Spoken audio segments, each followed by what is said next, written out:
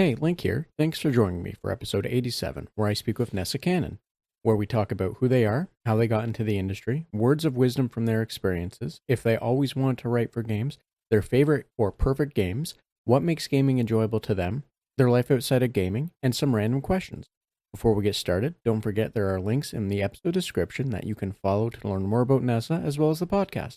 Also, don't forget to like and share the episode, and without further ado, enjoy episode 87.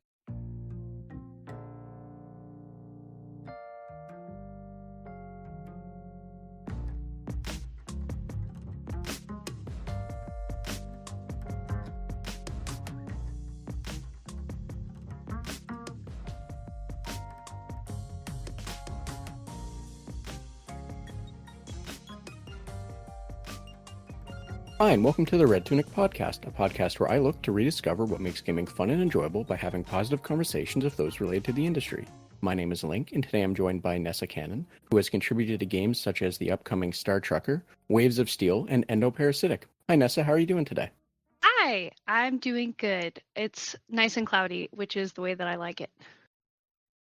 Well, I'm happy to hear that for you. I believe you're in California, so usually you're used to the sun, so I imagine having a little bit of cloud and not sun is a nice change of pace. Yeah, I'm from here, but I'm not built for it. I like burn the second I step outside. So anytime I'm not roasting, it's a win, Gotta take Yep. them, gotta take the little wins. Yes, I 100% understand what you mean as someone that has made some mistakes in life when it comes to being in the sun. Yes, I 100% understand why you would not constantly want to be attacked, assaulted, Yeah, burning. attack's I a good don't, way of putting it. Yeah. but I'm happy to hear that for you that the week is essentially seemingly ending well for you. So yeah, Mhm. so I'm happy to hear that for you. Yeah, it's been great. It's been a good week actually, which is really nice. Well, that's great, and hopefully the weekend is just a continuation of that for you. Yeah. Now, Nessa, before we get started, do you mind telling me and anyone listening a little bit about yourself? Maybe your current projects or just anything that you feel is important for people to know so they can know who you are. Yeah, sure. I'm a game writer slash narrative designer. I've been in the industry for about 4 years. I think I've worked on about a dozen games, somewhere between a dozen and 2 dozen. But I stopped counting after I could count them on my fingers, so I'm losing track a little bit. It's primarily in the indie space, but I have some AAA stuff coming that I can't talk about yet. And yeah, I'm kind of all over the place. I'm a freelancer, so I have a lot of experience on a lot of different teams. But I'm still a little new, but not super new. Yes, I understand what you're saying, and I imagine for anyone that is kind of in the same boat of I'm going to put in finger quotes new, just because it can mean different things to different people. I just thought of this question now, and I don't know. I'm hoping you don't mind speaking to it a little bit, but like, um, in your mind, is there a time when you're going to be able, you think you'll be able to say something like, "I'm not new. I'm starting to be seasoned," or what have you? I hope that makes sense when I'm trying to Yeah, ask. I think I've always felt that I'll feel that way when I hit 5 years, but I kind of thought that I would feel that way when I hit 3 years. So it's extremely possible I'll hit 5 years, then I'll go, well, maybe I need another two. Um, but I definitely feel a little more seasoned than I did a few years ago. You know what I mean? Like, especially deep in the pandemic, was kind of when I started, and I felt so so new. I feel definitely less new. Is that a good way of putting it? I do feel a little seasoned, just a little bit. So yes, I completely understand what you're saying, and it's like, and the way that I'm connecting that for understanding on my side, and hopefully this helps anyone that's listening. They can have their own kind of connection from it. Um, is for me, I've been working at my current job for 7 years now, give or take. Um, and every time that I start to think, oh, I'm not new anymore, something else comes along that effectively smacks me and reminds me, oh no, you there's still a lot that you can screw up. Like it's the steps of having enough knowledge to be dangerous, you know what I mean? And it's Mhm. like every time I think I've overcome that, I realize I've walked into another dangerous thing.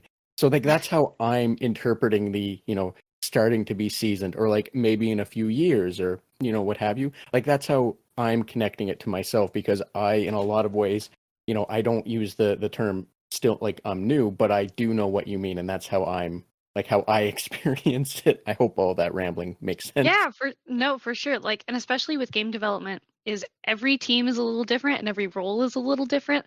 So, like, it's so hard to be like, oh yeah, I know what I'm doing. Uh, because I do feel like I know what I'm doing, and then I show up and we're doing stuff in a completely different way than I've ever done it before. It's like, oh, wow. And that's like for me, I don't have to go through that because my job is a little it's rather stable in the sense of what I'm doing is what I'll be doing tomorrow, a week from now, what have you, what Sure. have you. So like I imagine that's always a little difficult or daunting maybe when you walk into a new project with people and you suddenly realize, oh, the thing that I'm comfortable doing is the same thing, but they do it differently, you know? Yeah, and especially as a freelancer, I think a lot of folks who start in-house and work in-house for a long time feel more seasoned faster because they have a sense of stability and a sense of team, and that's really, really great. And I have been bouncing like team to team and sometimes multiple teams at once, too many teams at once, arguably. I had like 6 contracts last summer and I was underground. And yeah, I think with game development being so different everywhere, it's hard to call myself seasoned, but maybe someday. Well, I wish you the best of luck that one day you feel confident enough to be able to say that. Because, I imagine, actually, I shouldn't say I imagine, I can say from my own, connectivity or likeness on that, it's very relaxing, or not, it takes a weight off your shoulders to feel like you have an idea of what's going on. hmm I saw a quote on, I'm pretty sure it was on Twitter, and it was let me pull up his name so I know that I don't butcher it. Um it was from Jorge Gutierrez, who did The Book of Life, which I love. It's a wonderful movie from a couple years ago. And the prompt was like, what is something that you always forget or always have to keep being taught? And I think what he said was, you always feel like you're proving yourself creatively, and that really resonated with me because I do feel like, even though I'm 4 years into my career, I feel like I still have a couple of years of proving myself ahead of me. Um, and I think that that'll help with the seasoned feeling. Yes, 100%. And, Nessa, I do want to ask this, because uh, not to dismiss the focus on your future and feeling like you need to prove yourself, but I am curious how it is that you got to this point in, how did you get into like developing and making games to so far to get you to here where you feel like in a few years you'll be seasoned or what have you. I hope that makes sense. Sure. Um, so I feel like a lot of people's um, path into game development is a little winding. They kind of end up there. I was kind of pushed into the deep end of the pool. I dropped out of college, and I always knew that I wanted to be a writer. Like when I was a kid, I was writing up notebooks full of Star Wars fan fiction, and yeah, I was obsessed with it. And so I always knew that that was kind of the plan. I was in college for a year, and I was kind of frustrated because I was like, well, I know what I want to do. Like I know that I want to write. I don't think that I should put myself into so much debt, like knowing what I want to do already. So I dropped out and I joined the UCLA extension program. I'm like kind of LA based.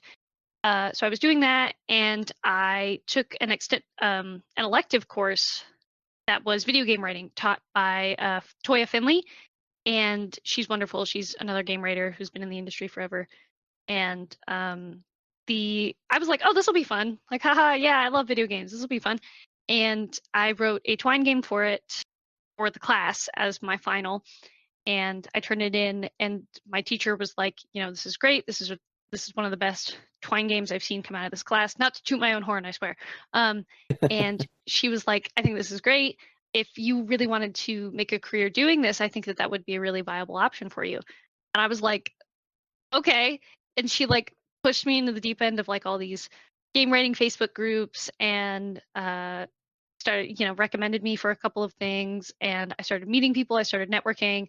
I applied for, I count the start of my game development career being January 2020, which was when I got an International Game Developers Scholarship and a mentorship from Greg Buchanan, who works on No Man's Sky. And I was accepted into both those in the same week. I was like, oh my God, this is so cool. I can't believe this is happening. And then the pandemic happened, like 2 months after that. So, but the pandemic kind of worked in my favor because everybody was networking online, and I met a lot of really wonderful people who were really willing to be in my corner and recommend me for stuff. So yeah, I was kind of pushed into the deep end. I kind of like tripped and fell, and now I'm here. And yeah, it's kind of been a whirlwind a little bit. Yes, I can understand how how that would be a whirlwind for you, especially because, I think it's been a whirlwind for a lot of people, but it sounds like for you, you were just starting to ramp up. And then when the pandemic hit and I'm going to say the in-person aspect to networking seemed to ease up, and it became like a lot more digital than it already was. Hmm. You kind of got thrown into that as you were already ramping up. So yeah, 100%, I can understand how that would be a whirlwind. And like it sounds like you largely came out of it unscathed, I'm going to say, because it didn't seem like there was any major horrible things that were thrown in there. So hopefully there weren't any. No, the only bummer was that when I got my IGDA scholarship, that was the year that GDC was canceled. It was supposed to be my first GDC, it was 2020, and I was so excited. And I finding out it was canceled, I think I found out it was canceled like I was at my last class for my extension certificate, and I found out it was canceled. And I was so bummed out. I thought that it was like over. I was like, this is the worst day ever. Uh, for context, I think I was 22. So to 22-year-old me, it was the worst thing that had ever happened. And I was so bummed out. And I was convinced that the whole game development thing wasn't going to work out. But it ended up ending, the networking ended up being so online that it kind of worked in my favor a little bit. Because I live out in a rural area, and I don't think I would have met nearly as many people if we weren't all stuck on Zoom calls for 2 years. Yes, 100%. And that's what I was meaning by it sounds like when you were ramping up for, your own networking, that kind of came along. And it sounds like in your case it was especially um I'm very cautious to say it was like good because the Right. pandemic wasn't good. But like I guess the silver lining of the Yeah. pandemic is that you were in a position where it benefited you in the networking aspect. Again, trying to be very careful, all things Yeah, of considered. course. Of course. Like pandemic bad. Silver lining of accessibility for networking was good. And it's something that I think people are still trying to hang on to, as some people feel that the pandemic is ending. But I love online networking stuff. I went to GDC this year, but I still love anything that anybody's putting together online remotely with convention in terms of conventions and stuff like that. So yeah, pandemic bad. Uh, Online networking good. Yes, yes, I think that's the best way to put it. Um, now I am curious because you said that you're relatively 4 years, and that which in all things in gaming is both short and kind of long, given Yeah. given the nature of things. Um, do you have any like words of wisdom from your own experiences that you might be able to share for anyone that might be listening? I think this is going to end up being like someday somebody's going to put together like a compilation clip of all the times that I've said this, but it's always the like point that I try to hammer home to anybody who's thinking about going into game writing is like finish a game and put it on the internet. If it's, a Twine game or an Ink game or something even simpler than that, like to me, people knowing that you have finished work and it's finished and you're also willing to put it on the internet to be judged by your peers, it really puts you kind of a leg up in the competition, and it helps people find ways to connect with you, which is how you find work. And so I'm a really big advocate for anybody who wants to go into games, like finishing anything and putting it on the internet and telling people about it, even if it's like something that you made in a weekend. Most of my Twine games were made in fugue states with coffee and no sleep, so it doesn't have to be perfect. It doesn't need to be a years long capstone project. It just needs to be something that you are proud of and that you connect with, because if you're proud of it and you connect with it, the chances are really high that somebody else is going to really connect with it and see you and want to work with you. So thank you for that advice. And I think the important part, I shouldn't say that, that's almost dismissive. But I like, Don't worry about there we go. That's the best way to put it. I like the part about putting something out there that you're proud of, that you connect with, that other people might be able to connect with, to like know more about what you're doing or what have you. I think that's a really good point, because as I forget at this point who it was I was talking with, but the phrasing, or that game making in general as a whole, is a passion driven thing. Being able to kind of like put yourself out there can really help a lot if other people are trying to find out who you are and if you're a good fit for them, right? So like, Mm-hmm. on top of the fact that completing a project is important, it's good. That's that's advice that has been shared a lot before, and I not dismissing that. It's I always like when the advice is very similar in that Sure. regard, because it just hammers home the that if 9 out of 10 dentists Yeah.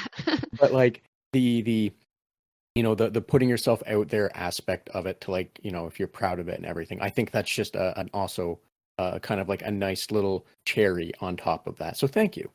Yeah. Well, I think that I do think that the advice that like just finishing something and putting it out there is really good advice.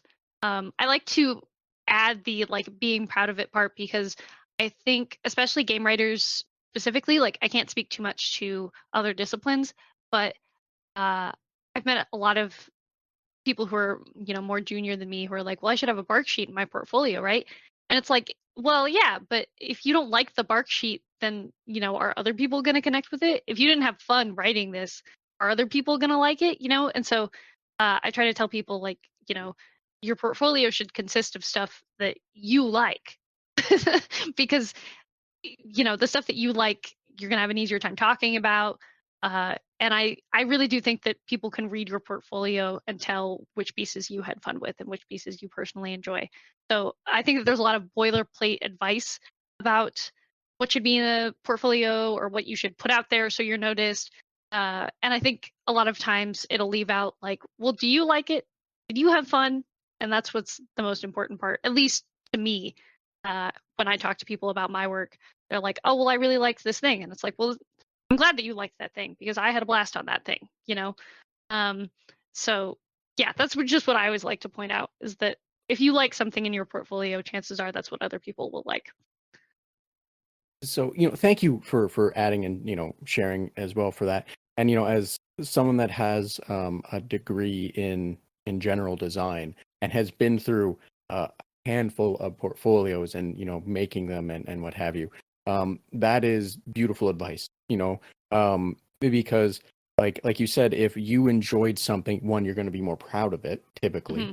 and being able to speak to it more and having something that reflects you enjoying yourself. And like, if someone asks you about it, if it was just something you did and you're like, yeah, it's a thing, it's nice, isn't it?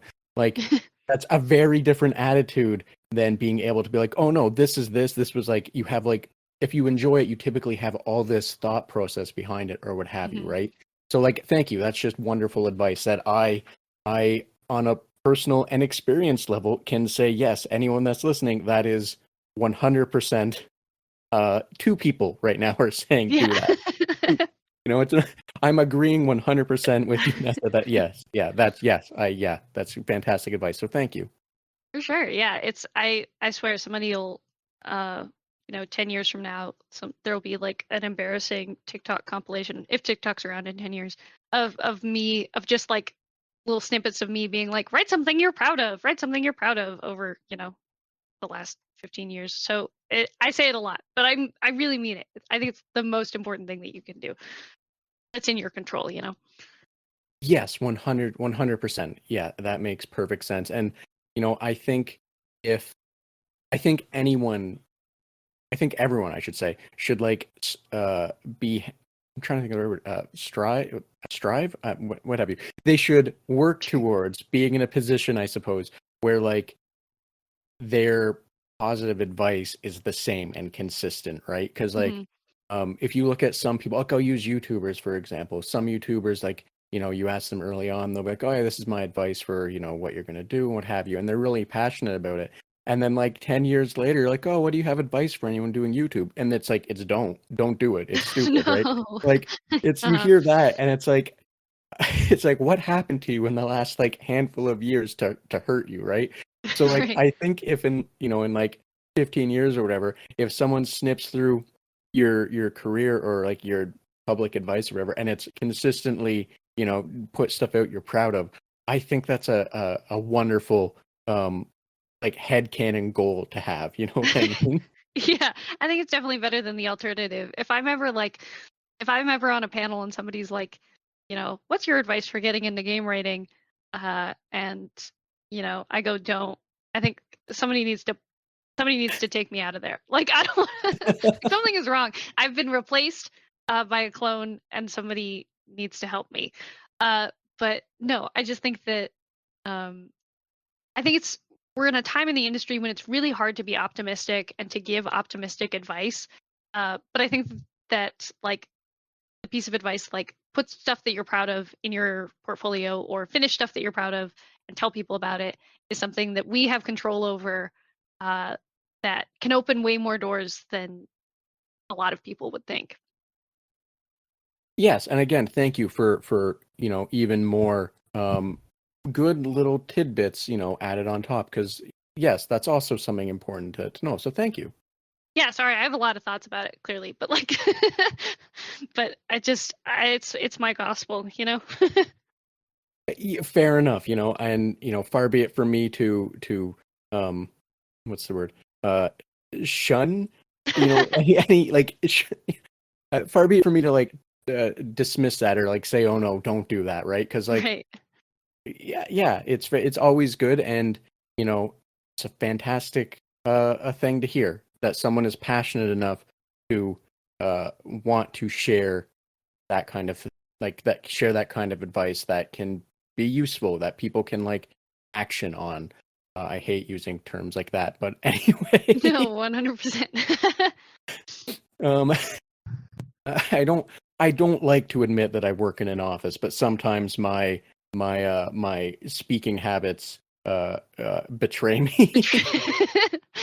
I used to work, I was a chess coach, an elementary school chess coach before the pandemic, and I still find myself using like tactics words um from chess verbiage, and I have to like stop and be like, normal people don't know what you're talking about, Nessa. Like you need to pick um, better words for things. yes, I can relate to that. I've personally been in a few situations in work where I used to work as call support for two different companies. One of them was T-Mobile. Um, I don't know why it's important to mention that. Um, T-Mobile shout out. um, no, definitely not. That was a horrible job. No, never mind, never mind. Um, No, but every now and then, like I'll be talking and I'll find myself in like kind of a stressful situation, or a situation that I know that is like kind of coming to a dead end where there's no easy way out of, just in terms of like the personalities and what have you. And like I'll find myself shifting to one of the voices I use during on calls, and like I feel it happen. It's like I shouldn't do this. This is not a normal and good active voice for me. Especially because one of them, as you know, a coworker used to describe all the time, is was like a dad voice, and like I don't I don't need to be using, the quote unquote dad voice on like people that are several steps above me because they say something that needs correction. You know what I mean? Yeah. I think a lot of people have you know, customer service voices. I know that I have a customer service voice. Uh it's not quite a dad voice, but I know exactly what you mean.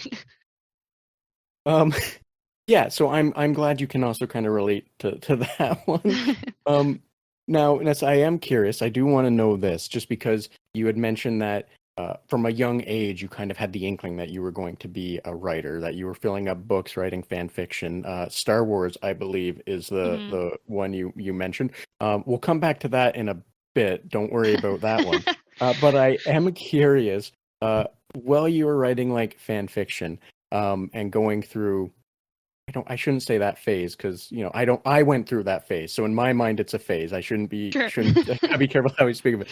But when you were writing fan fiction before you were writing professionally, I guess, Sure. air That's a quotes, good way of putting it. Yeah. um uh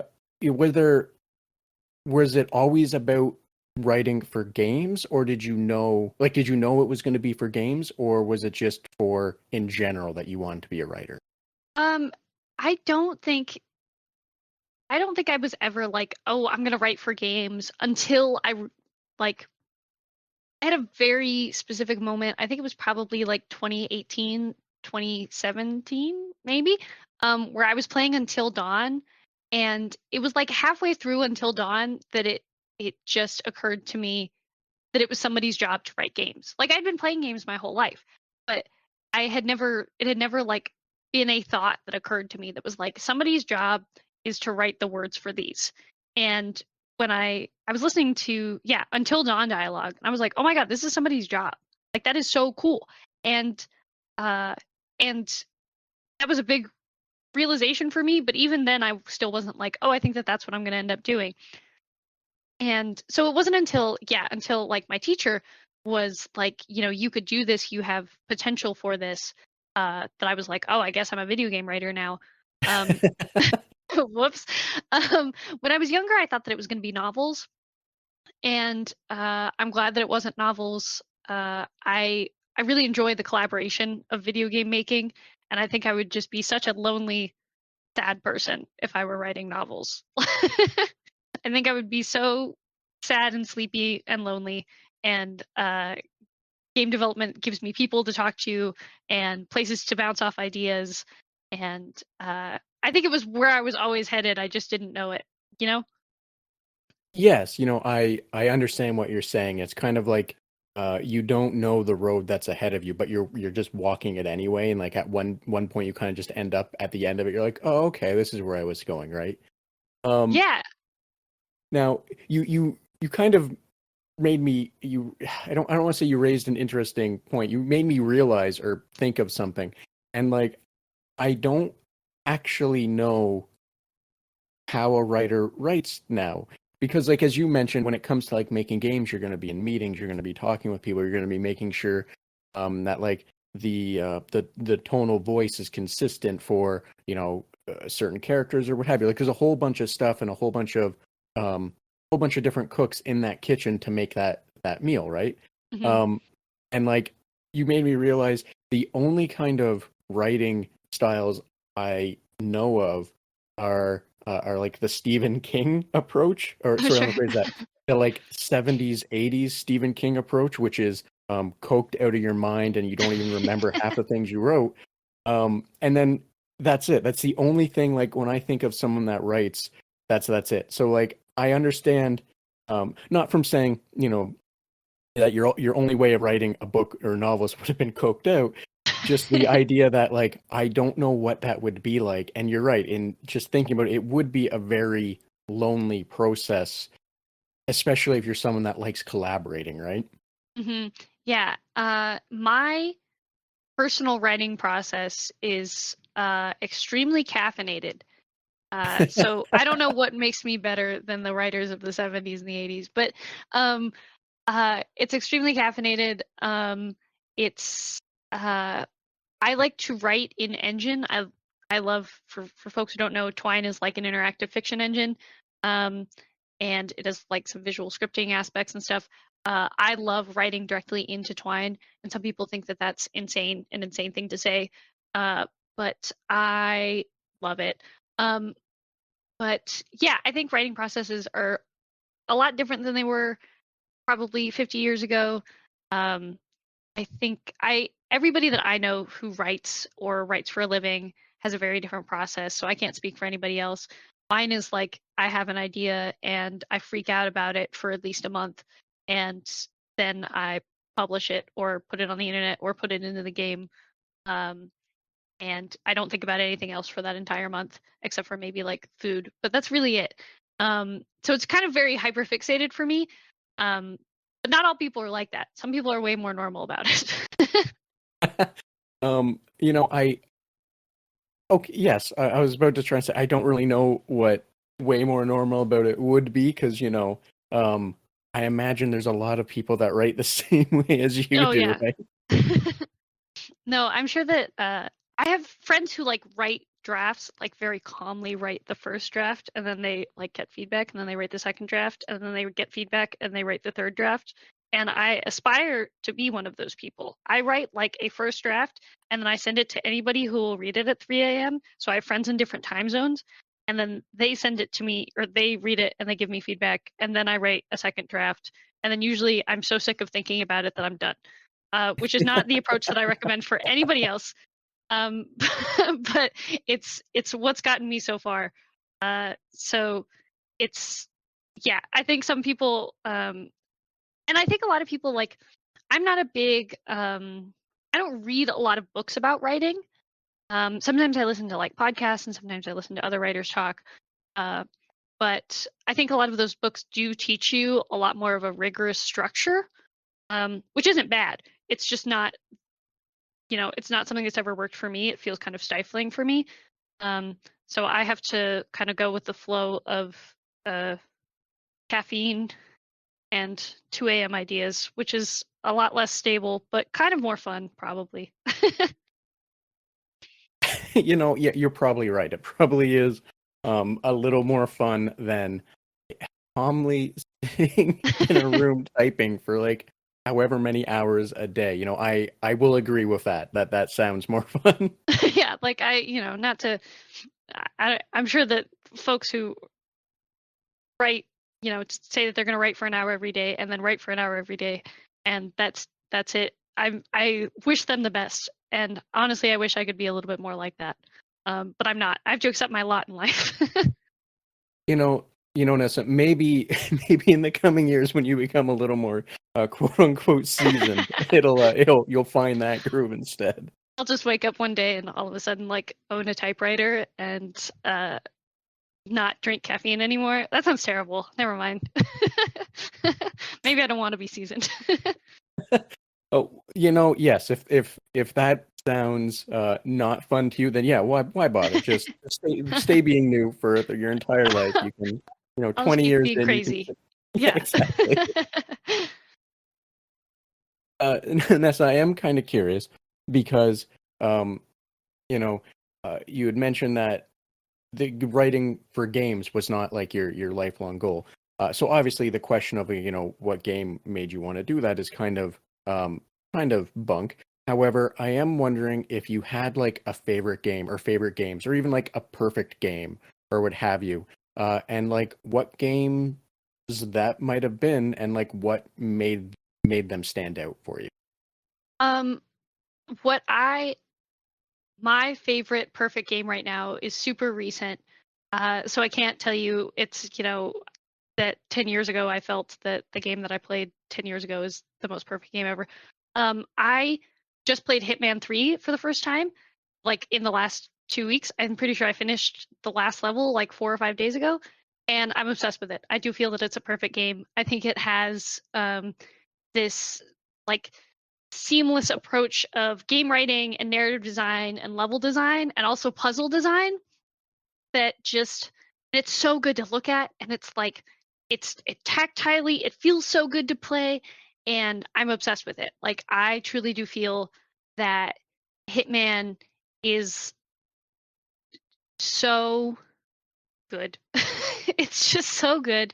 And Hitman 3 specifically, which isn't to say that the other two aren't great. They're amazing. But Hitman 3 thematically is super strong, and it's really, really serious moments. But it also has like characters that will say stuff that are so out of left field. Like, I think I was, I'm Agent 47. I'm disguised as a security guard somewhere, and I walk by another security guard, and the other security guard, like, unprompted, says to me, like, kill them all and let God sort them out. Am I right? And I like stopped and was like, what? Like, like it was so, and it still haunts me a little bit. Like, what did he mean by that? He's a security guard, but um, but you can tell that when IO Interactive was making it, like, there's so much love that was put into it. It's funny, it's serious, it's interesting, it's like you can tell that there was so much collaboration and that everybody was on a very specific, like, same page for every single mission. Um, and it's just so refined, So anyway, it's my favorite game right now. I'm obsessed with it. Um, I can't stop thinking about it. I'm thinking about it when I'm like driving. Like, it's terrible. I have Hitman brainworms, and yeah. So Hitman is my answer. Hitman 3 specifically. So, thank you for sharing that. And I'm not gonna lie, I haven't played Hitman in a long time. Not I haven't played any of the I think it was like the reboot that Right. Hitman 3 is a part of. Because I don't think you're meaning the Hitman, I think it was Hitman 3, or like the third one from like 15 or whatever years ago. So like I haven't played any of the newer ones really. However, I've only heard good things, and you talking about it has made me want to push it up on the backlog of things to try and work through, just because, anytime anyone like is wanting to speak passionately about a game they enjoy, it's an easy sell. You know what I mean? Mhm. Like, when you talk to someone like, oh yeah, I like this game, it's really cool. Like, you're like, okay, cool, I'll wait for it. But when you talk about it and you say things like, yeah, it's all I think about while I'm driving or what have you. Like that's a very good sales pitch. Is all I'm really getting Yeah. at. And I had a friend tell me that he was like, well, because I was like, do you like the Hitman games? And he was like, I think Hitman 3 is the perfect game. And that was all he had to say to me. And I was like, okay, I guess I'm buying Hitman 3.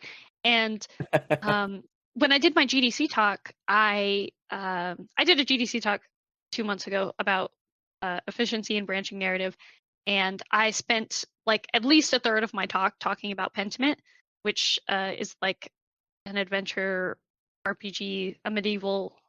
I don't know. Josh Sawyer's going to come for me if I call it medieval and it's not, but it's like it's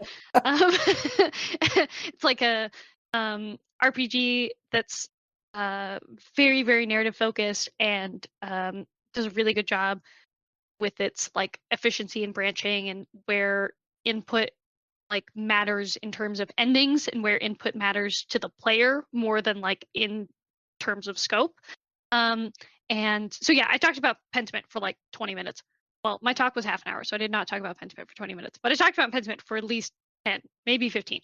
And I had a bunch of people come up to me and be like, well, I guess I got to play Pentiment. I'm like, yeah, you do. You 100% do. Um, so yeah, Pentiment and Hitman 3 have been my favorites this year for sure. So again, thank you. Really easy sells there. Both of those games I have been on my list, and I'm gonna have to bump them up just because, again, when someone is, going to speak passionately about them, might as well at least look at them a little Yeah, more than like the 5-minute trailer, right? yeah, they're both really worth playing, and neither of them have like super crazy run times. I would assume Hitman 3, and I look at like time to beat a lot when I'm considering buying a game. Uh, because I know myself and I know my attention span, and it's not to say that I won't play longer games, but I like to know what I'm getting into. Um, so Hitman 3, probably if you really wanted to play it in less than 10 hours, you definitely could. I think the same for Pentiment. Um, and I love them. I recommend that, like, whenever somebody's like, "Oh, I have a free weekend," I'm like, "Well, did you download Pentiment now for the Nintendo Switch?" Like, um, so yeah, highly recommend. Really, really good, both of them. So yeah, thank you. And I have a kind of like a branching question. I don't know where this one's gonna go just because I have no idea. um, Now, when it comes to games like this, because I don't know if from like a writer's perspective that plays into it or what have you, but like, what is it that makes gaming enjoyable to you? Like, how do you enjoy gaming, or what makes you go, "Oh, this is a game I really like"? Um, that's a really good question. I'm a sucker for good narratives in games. Like Pentiment is a narrative game, and it resonated with me in a big way from like a detail-oriented writing way, and also from big picture thematically. And same with Hitman. Um, Hitman 3, the dialogue is so well crafted, and it has an overarching plot line that is communicated in relatively little time. There's like 2-minute cutscenes on either side of each mission. So if you've, I think there's 8 missions, so there's probably less than like half an hour of cutscenes. I would assume like half an hour to 45 minutes at tops. So really good narratives really attract me. Um, but for as much as I've talked about Hitman and Pentiment, I spend a lot of my time playing multiplayer games, and I got really into that habit during the pandemic because it was like the way that I could stay sane with my friends without seeing them. And so, like, that ramble all leads into um, games being enjoyable to me means like connecting with people. And sometimes that's, uh, beating them in Fall Guys, and other times that's that's talking to people about Hitman 3 or streaming it in Discord or seeing somebody playing something that looks interesting and getting to talk about it with them and being like, well, what do you like about this? Do you think that I would like it? Like, uh, games are very social for me, and even when they're like single player, like I have been talking to Hitman or talking about him and to literally anybody who would listen, and that's part of the fun for me. So yeah, I think it boils down to like socially, I love connecting with people over games and like what choices they make in their games or how we play them together. um, and I'm also just really a puzzles girl. I played a lot of chess growing up, and I feel like most games that I really enjoy have a puzzle element to them or a problem solving element to them, and that's just always what I end up gravitating towards. So, thank you for sharing that. And I understand like the social aspect. And I think I always like hearing about that because like a lot of people they have it, they experience it, but it's always going to be different, right? Like some people the social aspect is very much like you said, beating your friends in Fall Guy. And other times it's like watching a friend play a game on Discord or something, and everyone kind of doing like the Space Odyssey or Space Theater 3000 or whatever, kind of like just dumb jokes as it's being played. You know what I mean? So like I Mhm. always like hearing how that or not how what that social aspect means to different people. So thank you for sharing that. Yeah, I would, you know, I can't tell you how much time I spend in Discord calls watching my friends play video games or my friends watching me play video games. It's kind of an absurd amount of time. I should really like get out of the house, but I don't because I want to watch my friends play Sonic Adventure 2 for the third time. It's important to me. Uh, and like end of day, like I'm 37. Uh I very much sort of popped into existence at the perfect time to see the uh, like how interacting with people and making friends on the internet kind of evolved and worked. Mhm. Like I know before me there was message boards and use groups and all of that stuff, but like um, it kind of hit its stride right around the time that I would have been at the age to kind of hit that stride as well. So like Mhm. far be it from me to ever talk uh to advise someone to screw it, just go outside because like I'm in the same boat as you. I've for years and years my friend group and everything has been online. So like, if that's where everyone is, screw it. You don't have to go outside. You know, who cares? You can buy grass if you want to touch it, right? Yeah. Yeah. Yeah, um yeah, my close friend group, most of my close friends I feel are in my computer. So I yeah, that's I think I don't know what my life would be like if I didn't have, ways to connect with people over the internet. I don't know. I think I would be a sad, lonely novelist, actually. I think that that is the direct line. If Discord wasn't invented, I would be a novelist from the 80s, and I don't think anybody wants that. Um, so, yeah, I just love talking to people about games. Uh, like, almost more than I like making them. I love talking to people about them. And like I said, I'm far be it from me, a prime millennial that grew up on the internet to ever speak against or down to that. Now, Nessa, I have another question, and I worry that this question is going to betray everything that I just said. Oh no. Outside of gaming, you've kind of alluded to this with chess before you taught chess. I don't know if those are things that you still do. So, like outside of gaming, what is it that you do to relax, or what do you Um, enjoy doing as well? yeah. I what do I do to relax? I'm not a big relaxing person. It's terrible. But let me think. I go to the gym. I love the gym. I'm a big swimmer. I was a swimmer in high school.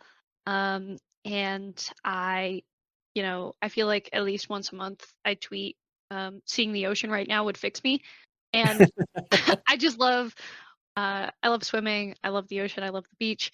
And so I found a gym with a nice pool. That was search number one when I decided that I wanted to stop sitting at my computer so much. The first conclusion was probably like, oh, I should probably go find somewhere to swim, and that's been really nice. The other thing I do is kind of like collage art, like junk journaling. Like I collect old comic books and magazines, and I cut them up and I put them onto pages in a little journal, and I don't share them on purpose. It's like the only form of art that I don't like share with people, because I write a lot and I show it to everybody, and uh, you know basically everything else that I make, I like make so I can get feedback on, or I can show it to somebody, or I make it for somebody. Like it's all very social. And so having an art outlet that I don't have to show to anybody is really relaxing and really nice.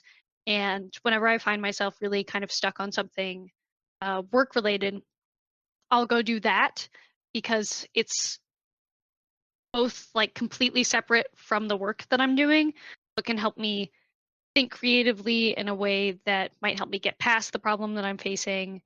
And I also don't feel the pressure of like making it perfect. For as much as I preach about like, you know, finish something and put it up on the internet, it doesn't matter if it's perfect.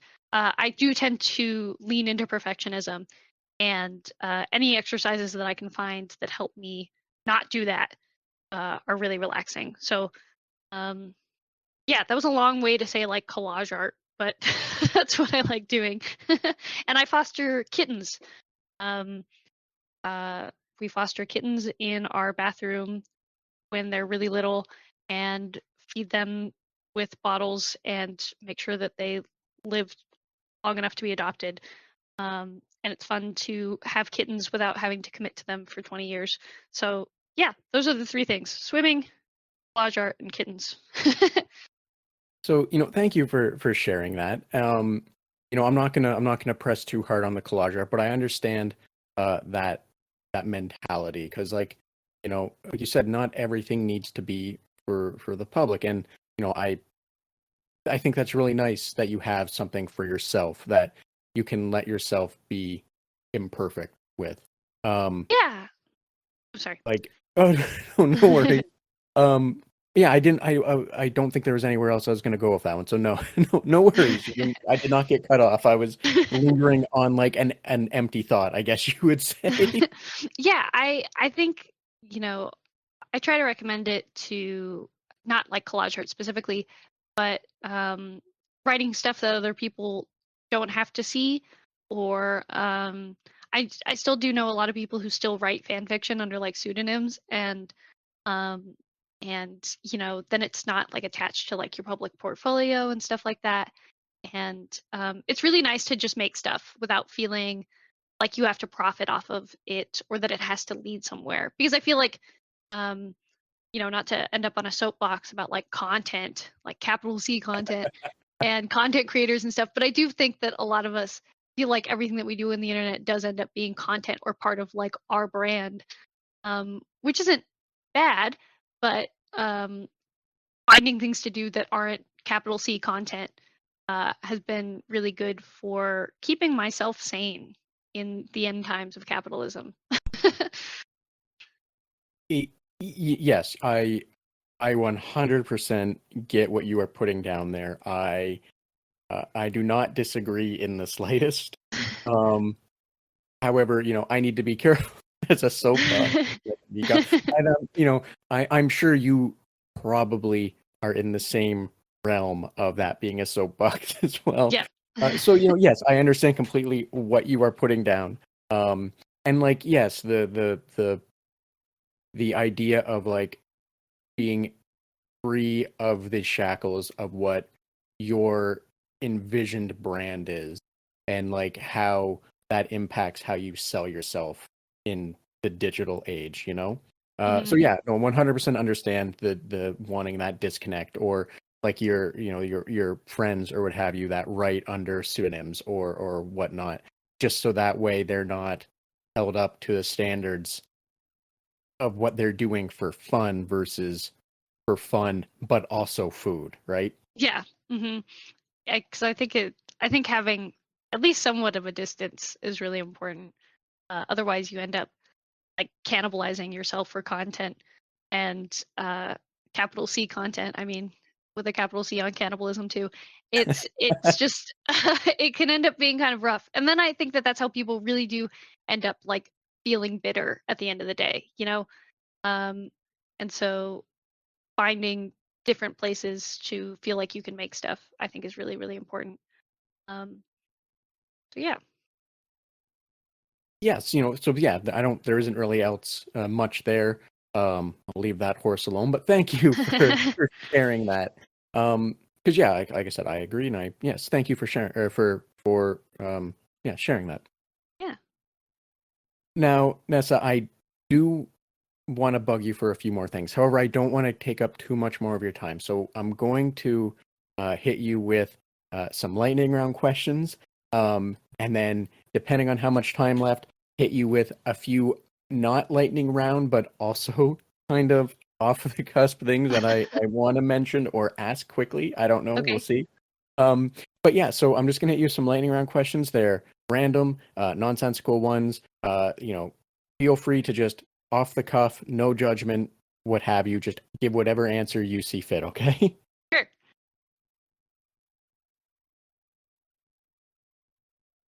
If the cast of your favorite game was replaced with guinea pigs, do you think you would still play it? Absolutely, 100%. No questions asked. Hitman 3 or Pentiment would still be good with guinea pigs. Fair enough. Thank you.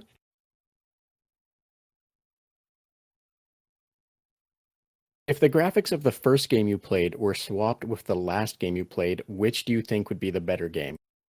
Oh, okay. The first game I played was Legoland for the PC. I'm pretty sure. I can't say that authoritatively, but I'm 90% sure it was Legoland.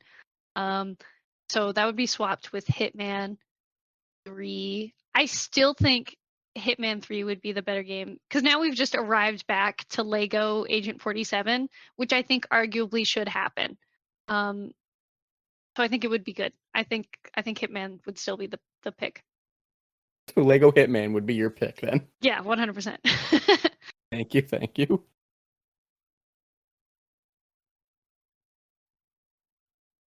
Oh, it wanted to give it to you again. Wow. Let's see if the bot will behave do a little different. What personality traits do you feel a pet dog would need to have the name Fox McCloud? I think Fox McCloud would be like the Nick Valentine of dogs. You know Nick Valentine from Fallout 4. Kind of wistful, like on the older side. Um, Definitely with a detective hat and trench coat still. Like The Adventures of Fox McCloud does sound like a DS pick from 2006 that I would 100% play. So thank you. Yeah, thank you. So yeah, so like I said, I do want to hit you with a few more things. Sure. Now I don't know where this one's going to go, but you said you played a lot of chess, and I'm curious. Oh, this is probably a horrible question. What is your? A lot of people are playing chess now. I don't. Sorry, I'm monologuing to myself about. Anyway, No, don't worry about what it. is your favorite opening move for chess? Oh, that's such a good question. Um, I taught chess to elementary school kids. And so like what we normally did, I need to look up the it's the Roy Lopez. So that's like I was like military trained to always open with the Roy Lopez because that's what we taught the kids. It was like, you know, pawns out in center, knights out to the center, castle, like the whole rigmarole of the basics. Um, so the Roy Lopez is usually what I open with now. But sometimes I like the Sicilian defense. I think that it's goofy to open with the bishop pawn and do some fun little exchanges. So thank you for that. And as someone who does not play chess seriously, I just had to give those both a quick Google. Because I should have prefaced this will mean nothing to me, so I apologize. But seeing the openings, I very much remember losing to those openings a lot. So thank you for giving me names to put to how I lost repeatedly. Um, Now the other thing I wanted to ask you really quick was in relation to Star Wars fanfic. I'm going to act under the assumption that because you wrote Star Wars fanfiction, that you probably had some idea of the extended universe. And this doesn't have to be a huge long thing. 'Cause like I said, this is just a quick one before I get out of your way so you can enjoy what is going to be your weekend. But I'm wondering with like the extended universe, again, acting under the assumption there, and like your approach from fan fiction, what you think of the current direction of Star Wars. And I don't mean that in a negative way, just meaning Sure. like thematically, story wise, like what kind of things you might look forward to. That should have been the better way to phrase that. Sure. I actually didn't know a ton about the expanded universe. I can tell you that my love for Star Wars fan fiction came from me being 6 years old, probably, and I was obsessed with Harrison Ford. I loved the Indiana Jones movies. I loved the Star Wars movies. I wrote a like fan fiction about um, I'm 99% sure that my Star Wars fan fiction was about like Luke Skywalker's daughter and Han Solo's son, which is so funny considering Ben Solo and everything. Um, and they were, cousins running around the galaxy fixing stuff.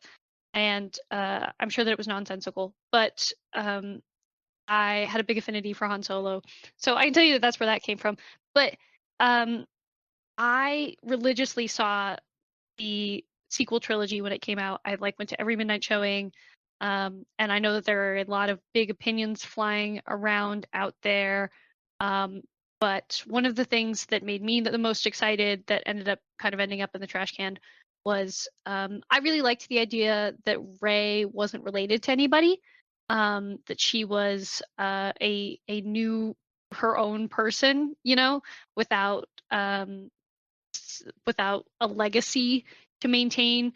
And it was something that was really interesting to me in terms of Star Wars because it did all feel very family connected and like, oh, this is your destiny, or and destiny is cool and whatever. But or this is your parents did this, so you did this, and so it was really, really interesting to me. The first, is it the first two movies in the sequel trilogy that really pressed with the idea that Rey is this new person who is in this world populated by legacy characters, um, and that was really, really exciting to me as like a young woman who didn't have famous and powerful parents. I was like, you can still do stuff even when you don't come from a lot. And that was a really, really interesting thematic point for me, that doesn't stay. And I won't talk about that. So, yeah. So thank you for that. And um, not to get into it, I know exactly where you're coming from. Um, you know, I'm gonna say this. I personally didn't really have an issue with the new trilogy, um, in that it didn't bother me in any way. Like, yes, I have an opinion, but it's not negative, Right. I should say. Yeah, Um, I also have, there are a lot of people who are willing to die on a lot of hills for the new trilogy. I am not one of them. I thought that I had a good time watching them. Like, I'm not. yes, exactly. And I'll share this real quick. My favorite part of the new trilogy is in movie 3, where they outright effectively say Jedis are just space wizards. Like, outright, like, yeah, they can teleport things now. Like, the moment that you see that lightsaber teleport, I went in the theater, I do believe, went, "Oh yay, wizards now." Like, I believe I actually said that out loud in joy. Because like the joke for years was always they're just space wizards, and now they're actually space wizards, and now we can maybe explore space wizards um without it being a meme or what have you. Um I think but that there like was a lot in the new trilogy. I think that they committed to a lot of bits. And if nothing else, I respect committing to a bit. Like if nothing else, I will always respect doubling down on the bit. and the other thing that I'm looking forward to, because I don't know if this is a shared feeling, but the fact that where you're talking about how Ray was like not related to anyone. I'm looking forward to what I hope is a lot of content for not the 40, 50, whatever years that spanned the 9 movies that currently exist. More than Right. that now, sorry, because there's the shows and the other things. But I'm personally hoping and looking forward to stuff for like the High Republic, because then you're going to have characters that aren't named, that can Mhm. actually have unique stories that are not um, kneecapped or shoehorned by things that have happened or things that must happen. Like, when it came to the episodes 1 through 3, Anakin was going to be Darth Vader, right? Like, so Mhm. there was no real attempt at, or no real chance to redeem him, because what he was going to be was already said, right?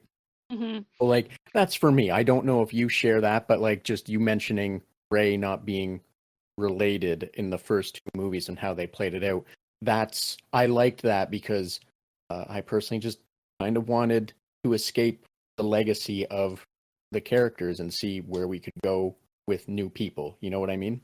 Yeah, I think that like connects to kind of a bigger feeling I have about franchises right now, and that if we keep tying everything to Captain America, we're always going to have to figure out how stuff ties in to Captain America's timeline, which means that there will always be like a limit on the the box that we're trying to fit into the Captain America and Iron Man. You know what I mean? Like it's just, and Star Wars kind of has the same, I think, was hitting a limit in the box of the Skywalker saga, and I think that that's what frustrates so many people on both sides of the new trilogy, or the sequel trilogy.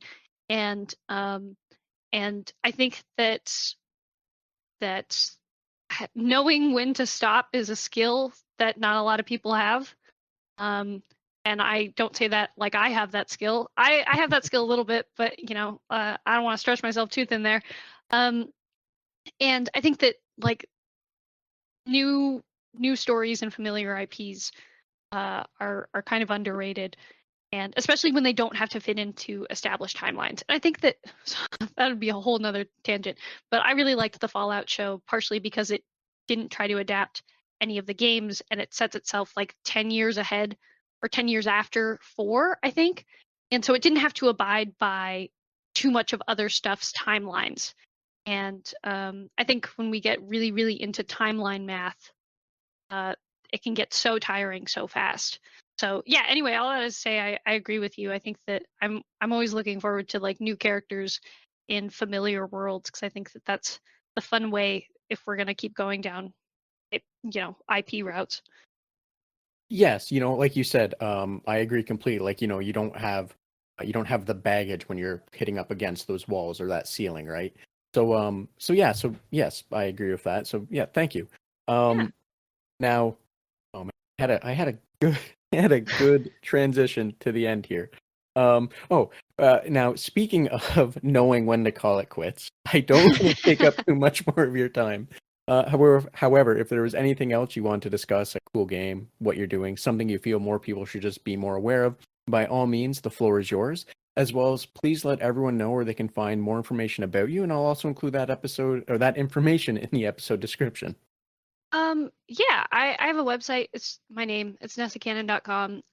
And I'm always looking for writing work. I do consulting stuff. I do non-games work. I do a lot. I do arguably too much stuff. But yeah, I worked on a game called Star Trekker, which is coming out this year. Wishlist it, please, for the raw fury gods. And what was the other thing that I wanted to say? I've already talked too much about the Hitman Gospel, but the other game that I'm obsessed with right now that I haven't brought up is called Plates Up, which is it's kind of like Overcooked, but it has or it's Plate Up. There's no plural. Plate Up.